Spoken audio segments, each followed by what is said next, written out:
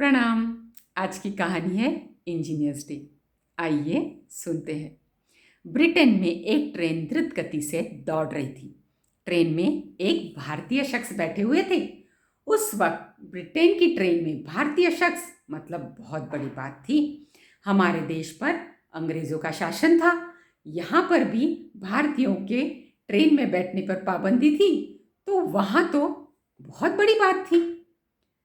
जो डिब्बे में वो शख्स बैठे हुए थे, उनके बाजू के सीट वाला उठकर दूसरी जगह चला गया और कहने लगा, पता नहीं इस जाहिल गवार को ट्रेन में किसने बैठने दिया, किसने इसे टिकट दी, किसने इसे सीट दी। लोग कोस रहे थे, ट्रेन वालों को भी। लोग गुस्सा कर रहे थे उस इंसान पर, आपस में मजाक उड़ा रहे थे उसका, उसे गालियां दे रहे थे। ट्रेन द्रुत गति से आगे बढ़ रही थी। वैसे वैसे लोगों की गालियां भी बढ़ती जा रही थी। लोगों की गालियों की बौछार बढ़ती जा रही थी। लेकिन उस धोती, कुर्ता, ऊपर काला कोट छोटा सा और सिर पर पगड़ी पहने शख्स को इस बात से कोई फर्क ही नहीं पड़ रहा था। जैसे वो किसी गहरे उधेड़बुन में फंसा हो, ऐसे शांति से बैठा था। उसकी शांति से लोगों को ज़्यादा तकलीफ हो रही थी और लोग ज़्यादा चिढ़ रहे थे उस पर। लेकिन वो एक भी शब्द बिना बोले, जैसे कुछ बहुत ध्यान से सुन रहा था। और लोगों की गालियां भी बढ़ रही थी। सहसा वो जोर से चीखते हुए उठा और चिल्लाया, ट्रेन रोको। इसके पहले कि कोई कुछ समझ पाता, उसने जंजीर खींच ली। ट्रेन उसी वक्त रुक गई।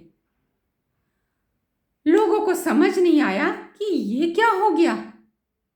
हम लोगों की बातों से तंग आकर इसने ट्रेन की जंजीर खींच दी। ये क्या तरीका है। लोग और चिढ़ने लगे और गुस्सा करने लगे। इतने में गार्ड आया और कड़क स्वर में पूछा, ट्रेन किसने रोकी। सारे लोगों ने इशारा किया उस भारतीय शख्स की तरफ। भारतीय ने कहा, जी हाँ, मैंने जंजीर खींची। अब तो गार्ड और गुस्से में आ गया। उसने कहा, तुम्हें पता है बिना वजह जंजीर खींचना दंडनीय अपराध है। तुम्हें कारावास और दंड दोनों हो सकते हैं। उस शख्स ने बड़े शांति से कहा, मैंने बिना वजह जंजीर नहीं खींची। अब लोगों को और आश्चर्य होने लगा। लोग कहने लगे, अपनी गलती छुपाने के लिए न जाने क्या क्या बोले जा रहा है। लेकिन उस शख्स ने बड़ी शांति से कहा, मैंने ट्रेन को अपघात से बचाने के लिए ही जंजीर खींची। चलिए मैं आपको दिखाता हूँ। थोड़ी दूरी पर ट्रेन की पटरी टूटी हुई है। अब गार्ड ने पूछा, तुम्हें कैसे पता, चलो दिखाओ। दोनों नीचे उतरे। उसके साथ साथ सारे मुसाफिर भी नीचे उतरे तमाशा देखने कि देखते हैं क्या चल रहा है। कुछ ही कदम सब चले तो देखते क्या है, पटरी टूटी हुई है। अब आश्चर्य करने की बारी लोगों की और गार्ड की थी कि इस शख्स को कैसे पता कि ट्रेन की पटरी टूटी हुई है। लोग उनसे पूछते हैं, तब वो बताते हैं कि जैसे ही मैं ट्रेन में बैठा और ट्रेन शुरू हुई, ट्रेन की गति में, ट्रेन की कंपन में मुझे कुछ असहजता महसूस हुई, जिसको हम वाइब्रेशंस कहते हैं। वो वाइब्रेशन अनईजी उनको फील होने लगे। वो ध्यान देकर आवाज़ की तरफ ध्यान दिया और जब वो सुनने लगे तब उन्हें वो वाइब्रेशन ज़्यादा पता चलने लगे। वो कंपन उन्हें ज़्यादा ध्यान में आने लगा।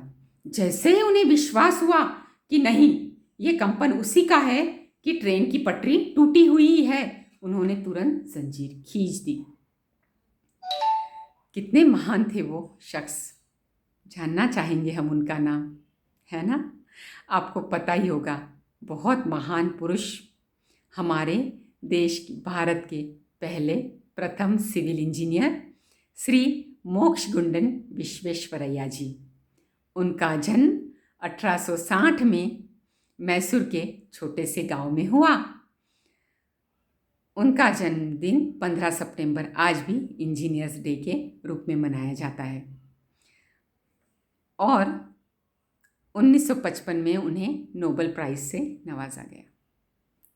उनका कर्म ही उनकी पूजा थी शायद। मेडिटेशन के पीक पर भी थे वो जब वो काम कर रहे थे। नहीं तो इतने लोग भला बुरा कह रहे हैं, गलत कह रहे हैं, अपमान किए जा रहे हैं, फिर भी बिना कोई असर हुए अपने काम पर ध्यान देना, ये एक मेडिटेशन ही हुआ है ना शायद। यही उनकी पूजा थी, कर्म ही उनकी पूजा थी। चलिए हम भी अपना कर्म करते हैं, विदा लेते हैं प्रभु का शुक्रिया अदा कर। हे प्रभु, मैं शुक्रिया करूँ भी तेरा तो कहाँ तक करूँ।